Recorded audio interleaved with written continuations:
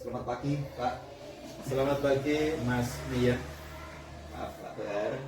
Di sini saya mendapat tugas dari guru penggerak, bukan guru penggerak.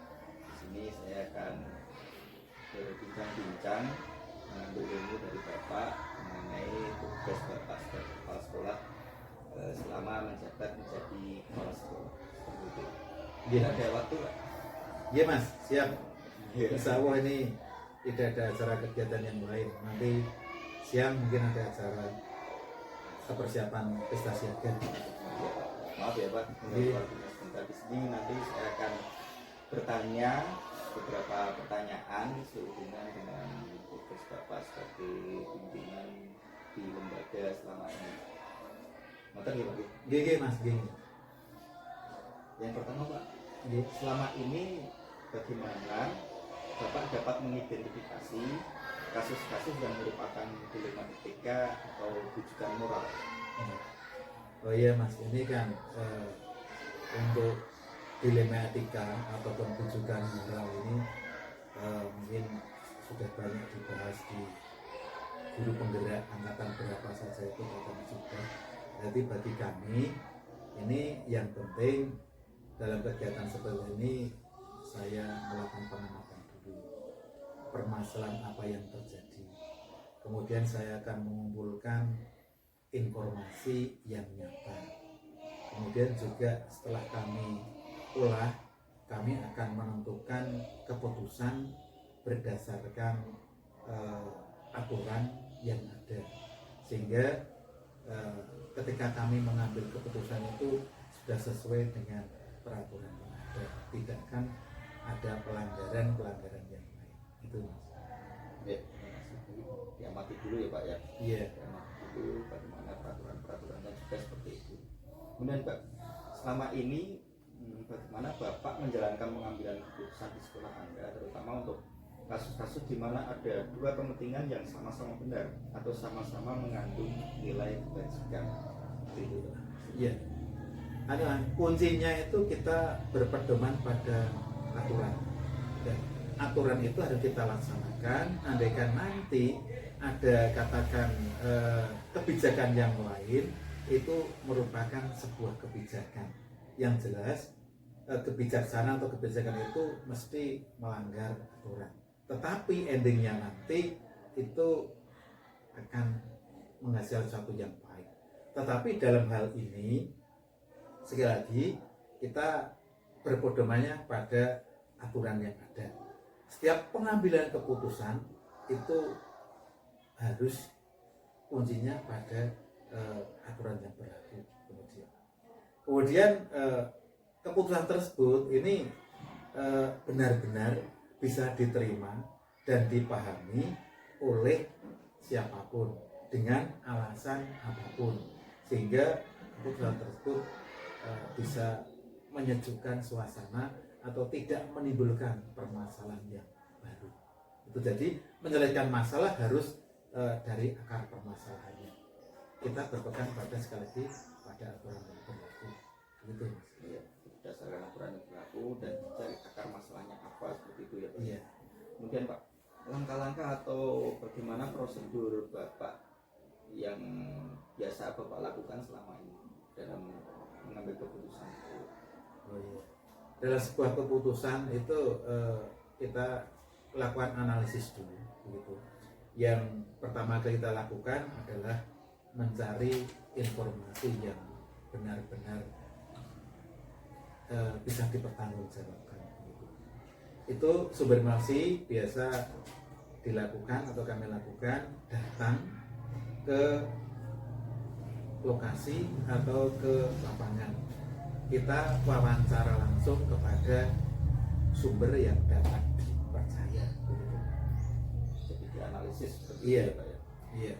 Dan kita menentukan ini tidak hanya pada satu sumber saja, harus ada penyeimbang antara sumber satu dan sumber yang lain. Dikhawatirkan kalau hanya satu sumber nanti tidak begitu valid. Nah, apabila sudah mendapat informasi yang berimbang ini, itu kemudian kita bisa mengambil sebuah keputusan yang terbaik.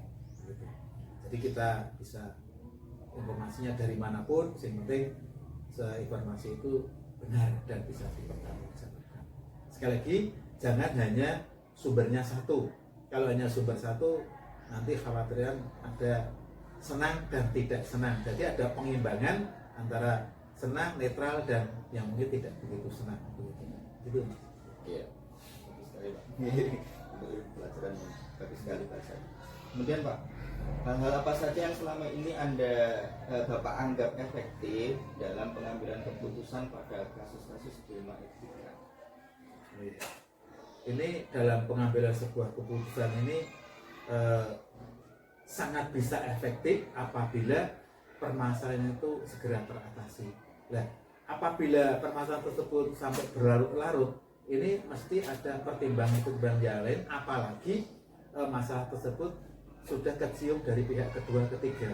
Itu nanti sudah banyak katakan bumbu-bumbu yang tidak sedap bisa membuat suatu masalah itu menjadi lebih keruh lagi. Jadi yang paling baik keputusan itu, begitu ada masalah segera cari informasi agar permasalahan spontan juga harus diselesaikan. Itu yang utama untuk kami.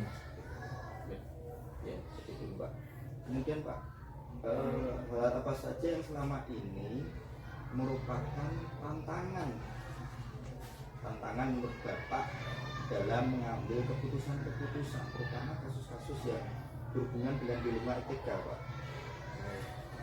Tantangan yang biasa dihadapi dalam pengambilan keputusan ini apabila keputusan tersebut bisa atau kurang bisa diterima oleh khalayak, sehingga keputusan tersebut dianggap ya mungkin sedikit agak menyiksa dia atau kurang berkenan dia atau kurang menguntungkan si dia. Itu biasanya terjadi permasalahan seperti itu. Tapi apabila keputusan tersebut berdasarkan informasi fakta yang ada itu bisa diterima, insya Allah itu semua bisa berjalan dengan baik. Nah, bagaimana kita sebagai seorang kepala masalah bisa meminimalisasi untuk hal-hal yang sifatnya seperti itu. Jadi jangan sampai keputusan justru akan menjadikan seseorang menjadi tidak enak. Paling tidak ya bisa diterima dengan lapang hati dan bisa dengan keikhlasan. Terus kemudian Pak, apakah Bapak ini ada semacam tata kelola atau jadwal tertentu dalam menyelesaikan kasus dilema etika? Mungkin apakah langsung diselesaikan di tempat atau mungkin akan menyelesaikan di jadwal tertentu, atau ada prosedur-prosedur seperti apa Pak yang dilakukan? Kalau ditengok jadwal ini kan permasalahan itu tidak bisa diprediksi kapan dalam bulan apa waktu apa kan tidak bisa. Yang jelas tuh kalau ada permasalahan ya segera diatasi, tidak ada jadwal tertentu. Yang penting permasalahan itu bisa terselesai dengan baik, kemudian bisa diterima oleh semua pihak, kemudian permasalahan tidak tertunda-tunda atau tidak basi sehingga segera teratasi. Kalau ini tidak segera teratasi, dimungkinkan akan tertimbun dengan masa-masa yang lain, akan semakin kompleks jadi tidak ada cara tertentu. Terus, ada masalah yang dirangkumi itu aja, tidak usah menunggu sampai selesai. Iya, jangan ditunda-tunda terlalu lama ya Pak ya. Iya. Terus kemudian Pak, adakah mungkin seseorang bagi Bapak yang menjadi faktor-faktor yang selama ini mempermudah atau membantu Bapak dalam pengambilan keputusan dalam kasus-kasus dilema etika? Ya, kalau saya secara pribadi biasanya saya minta ke satu guru senior kami atau orang yang lebih tua dari kami di sekolah ini untuk bisa curhat lah, kok ada seperti ini dan ini kita gabungkan dengan peraturan yang ada, kemudian solusinya bagaimana yang kami lakukan, atau juga kami minta tolong komite yang kira-kira dianggap lebih tua sehingga kami bisa berkoordinasi. Tapi yang terdekat adalah guru-guru senior kami untuk bisa membantu menyelesaikan permasalahan tersebut.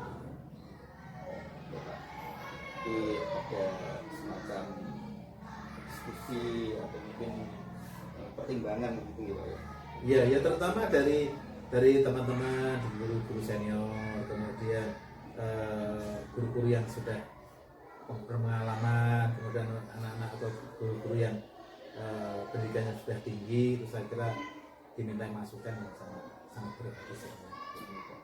Kemudian Pak, terakhir Pak, dari semua hal yang tadi disampaikan Pak Tohar ya, selama ini mungkin jadi pemimpin di sekolah, mungkin pembelajaran apa yang dapat dipetik dari pengalaman-pengalaman Bapak ini untuk mengambil keputusan dalam dilema etika Pak?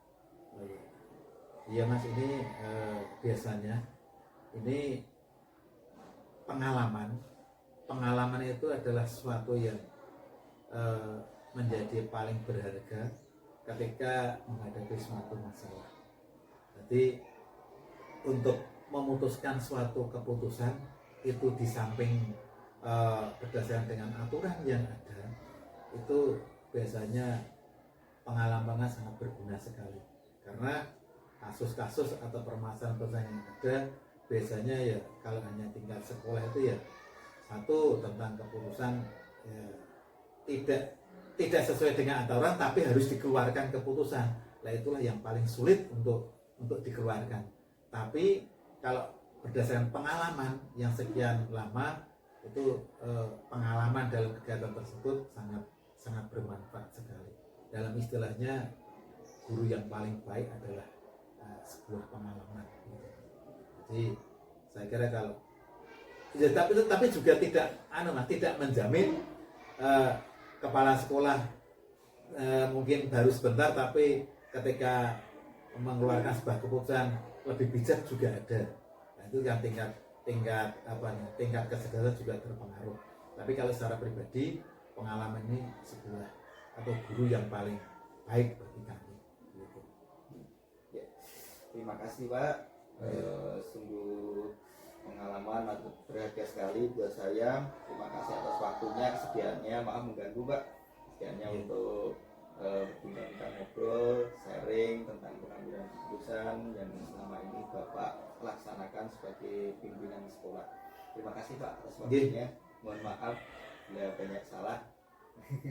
Oke Mas Mizan, selamat berjuang, terus diselesaikan untuk guru penggeraknya. Semoga nanti segera menyusul teman-temannya yang sudah menjadi pimpinan. Saya doakan nanti Mas Mizan bisa meraih sesuatu yang diharapkan, bisa mendapatkan pimpinan yang sebagai seorang pemimpin yang amanah, yang patronah, yang sidik dan yang sesuai dengan harapan dari Mas Mizan. Selamat berjuang Mas Mizan. Selamat Pak. Assalamualaikum, selamat pagi Bu Andini. Waalaikumsalam warahmatullahi wabarakatuh Pak Mizan, selamat pagi. Mohon maaf Bu, Ya. minta waktunya sebentar untuk berbincang-bincang mengenai pengambilan keputusan Bu, mengenai pengalaman Ibu selama ini menjadi pimpinan sekolah seperti itu. Apakah berkenan Bu? Siap, berkenan Pak Mizan, kita belajar bersama berbagi ilmu. Iya. Jadi Bu, nanti ada beberapa pertanyaan mengenai pengambilan keputusan, pengalaman-pengalaman Ibu, berbagi pengalaman Ibu untuk dalam mengambil keputusan itu seperti apa, seperti itu ya Bu. Ya. Ya. Yang pertama Bu, bagaimana Ibu Andini ini dapat mengidentifikasi kasus-kasus yang merupakan dilema etika atau bujukan moral? Untuk mengidentifikasi kasus-kasus yang dilema etika ya Pak Mizan ya. Untuk mengambil keputusan saat kita menghadapi dilema etika, kita harus mengamati terlebih dahulu permasalahan itu. Kita harus kenal, tahu dan menggali informasi dari dilema etika ini Pak Mizan. Sehingga dalam mengambil keputusan itu kita juga tetap mengacu pada peraturan yang berlaku. Jadi mengacu pada peraturan ya Bu, Iya, ya, betul. diamati terlebih dahulu. Kemudian Bu, selama ini bagaimana Bu Andini menjalankan pengambilan keputusan di sekolah Ibu, terutama untuk kasus-kasus di mana ada kepentingan dua-dua kepentingan yang sama-sama benar Bu, sama-sama mengandung nilai kebajikan Bu. Benar sekali, untuk permasalahan yang sama-sama benar dan mengandung nilai kebajikan kita kembalikan kepada semuanya itu kepada peraturan yang berlaku, sehingga dalam pengambilan keputusan ini kita dapat mengambil keputusan yang tepat, tapi juga tidak membuat kecewa dengan pihak yang lain, yaitu kita dengan berkomunikasi yang baik, dengan musyawarah bersama dalam suatu forum yang duduk bersama dengan sadar menilai seperti itu Pak Muzan. Seperti itu ya Bu ya, jadi Iya. bermusyawarah bersama Iya. seperti itu. Betul. Iya.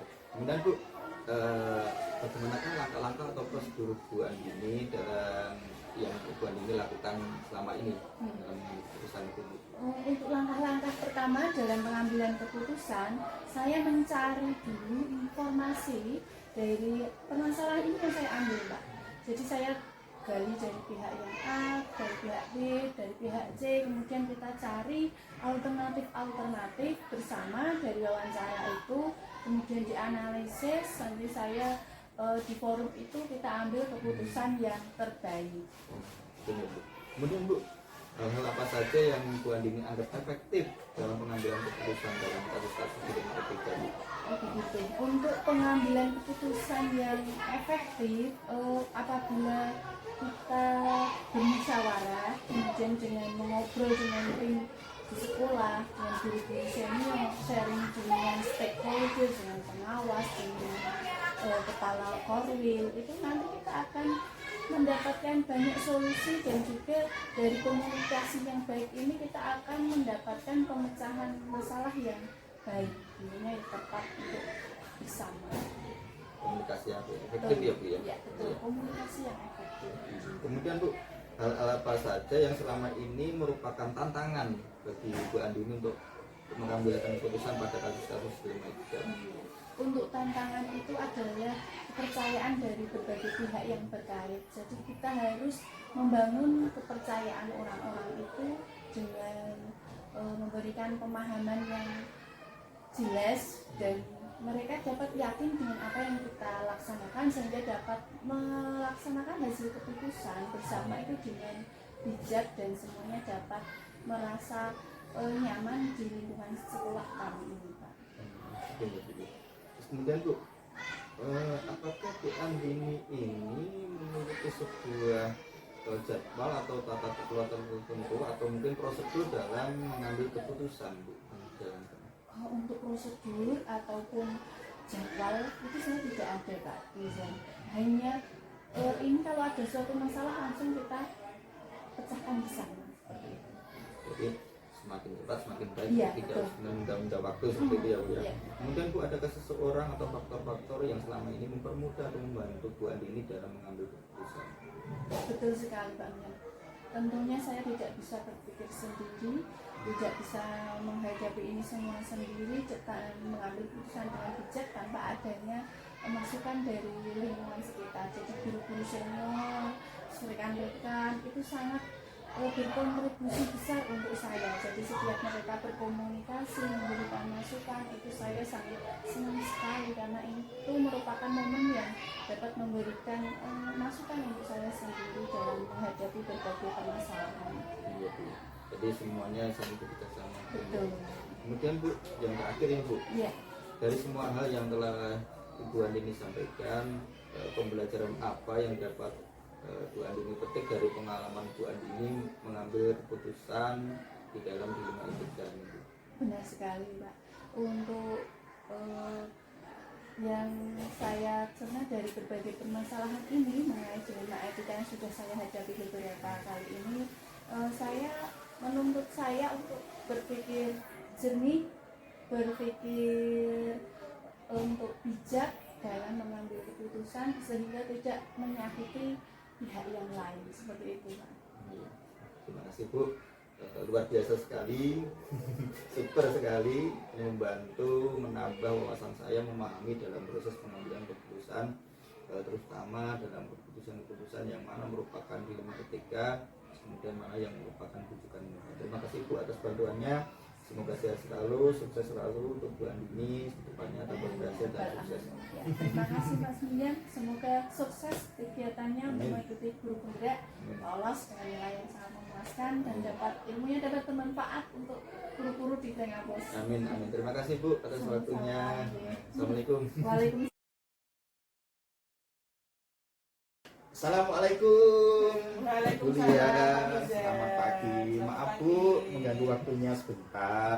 Apakah Ibu ada waktu untuk saya ngobrol-ngobrol? Alhamdulillah hari ini saya tidak ada jadwal di luar Mas Bujang, jadi ada waktu buat panjenengan. Oh iya, terima kasih Bu. Sama-sama. Jadi ini nanti kita akan ngobrol-ngobrol Bu, bincang-bincang Bu. Saya akan bertanya-tanya sama Ibu beberapa pertanyaan tentang bagaimana Ibu ini dalam pengambilan keputusan selama jadi kepala sekolah itu seperti apa gitu loh Bu. Gitu. Pengen sharing-sharing nama pengalaman bagi saya. Siap? Siap ya Bu ya? Ya, siap Pak Mizan. Yang pertama Bu, bagaimana Bu Lia ini dapat mengidentifikasi kasus-kasus yang merupakan mana yang dilema etika dan rujukan moral Bu? Kalau saya ini tentang dilema ITK dan rujukan moral Pak Mizan, itu tuh kan beda tipis ya, jadi 11-12 kan betul. Kalau saya mengidentifikasinya itu melalui pendekatan terlebih dahulu, sehingga tahu pribadi yang bagaimanakah guru tersebut, teman sejawat itu bagaimana, etikanya bagaimana, moralnya bagaimana. Nah itu kita identifikasi kasus-kasus terlebih dahulu kalau saya dengan pendekatan individu terlebih dahulu. Baru nanti kita mengevaluasi, kemudian ada tindak lanjut. Seperti itu ya Bu ya. Iya. Diidentifikasi terlebih dahulu Iya, ya Bu ya. iya, Oh iya iya. Bu. Kan Terus tidak kemudian, Bu, mungkin Mas kalau kita langsung mengklaim atau mungkin menjudge itu merupakan dilema kasus etika. ya dilema etika atau moral, kita harus identifikasi terlebih dahulu. Oh iya Bu. Kemudian Bu, selama ini bagaimana Bu Lia ini menjalankan pengambilan keputusan di sekolah Ibu, terutama untuk kasus-kasus di mana ada dua kepentingan yang sama-sama bersinar Bu, yang sama-sama memiliki nilai kebajikan itu bagaimana Bu? Kalau saya gini Mas, kita melalui kesepakatan dulu. Kesepakatan itu kan kita tuangkan di kedisiplinan, kemudian di kebijakan di lembaga saya utamanya. Nah, kalau itu nanti sudah terlaksana kebijakan-kebijakan itu, tetapi masih kurang sesuai dengan harapan. Nah itu bagaimana kita menjalani keputusan itu ya sesuai dengan kesepakatan yang sudah kita dari awal sudah kita ambil.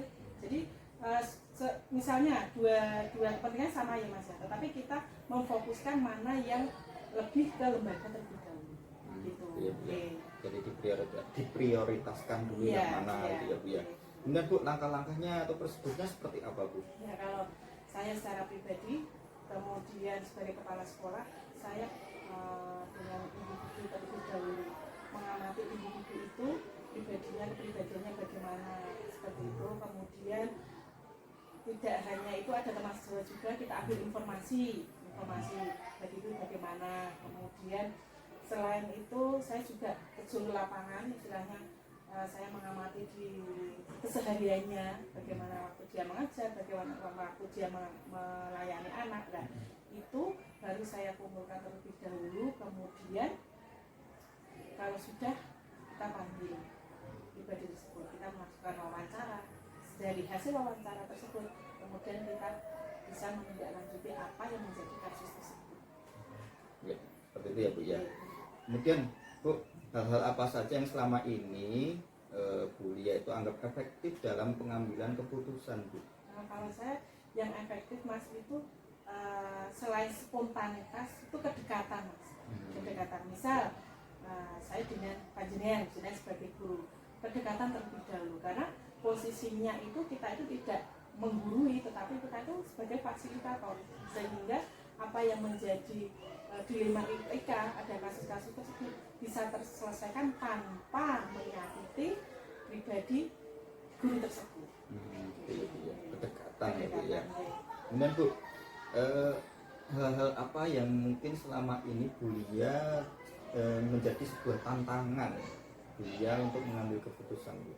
Kalau saya ya Mas, di lembaga saya yang paling menjadi tantangan saya yang terberat itu pribadi, ada guru yang sudah senior di situ, itu menjadi tantangan. Jadi dia itu sudah berada di zona nyaman istilahnya. Kalau saya membuat kebijakan atau membuat keputusan, dia sulit untuk melakukan perubahan.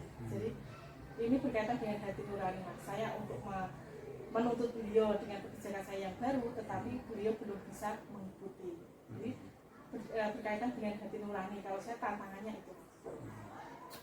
Berarti dengan hati nurani, dengan guru senior itu yang Ya, merupakan tantangan. iya, tantangan guru senior itu merupakan tantangan yang terberat. Iya. Ya senioritas seperti itu. Iya, ya. iya. Kemudian Bu, kuliah itu apakah memiliki sebuah tata kala atau mungkin jadwal atau prosedur tertentu dalam mengambil keputusan? Kalau saya ada Mas, setiap 1 minggu sekali.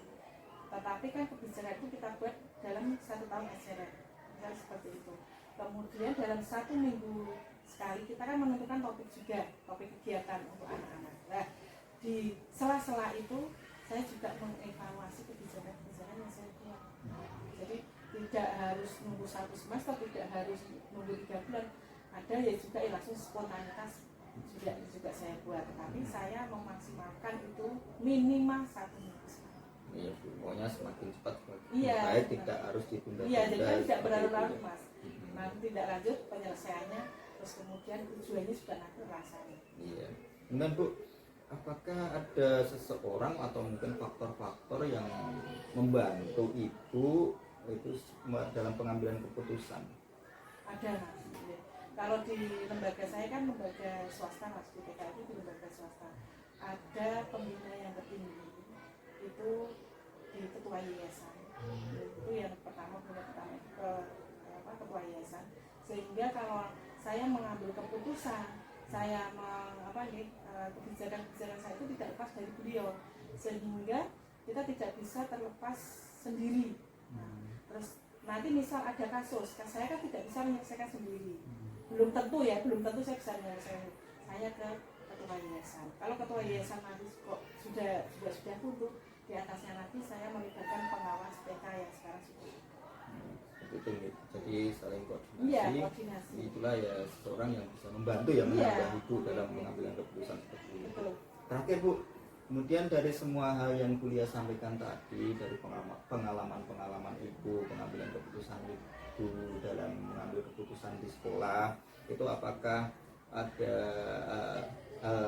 manfaat atau mungkin yang dapat diambil manfaatnya bagi Ibu, mungkin pelajaran apa yang dapat diambil kuliah seperti itu? Kalau saya pengalaman itu yang paling saya ambil yang terbaik itu Mas, satu buat saya satu kata kolaborasi. Sehingga kolaborasi itu nanti bisa menciptakan suasana yang nyaman, yang menyenangkan. Hingga kita bekerja juga bersama anak-anak itu juga enak Mas, nyaman gitu. Itu yang paling berkesan buat saya. Iya, dari pengalaman itu ternyata kolaborasi Iya, itu menjadi penting ya Bu. Iya. Ya Bu, terima kasih Bu Dia, luar biasa sekali atas masukan-masukan atau pengalaman-pengalaman dalam pengambilan keputusan. Semoga bermanfaat untuk kita semuanya. Sama saya. Terima kasih Bu Dia.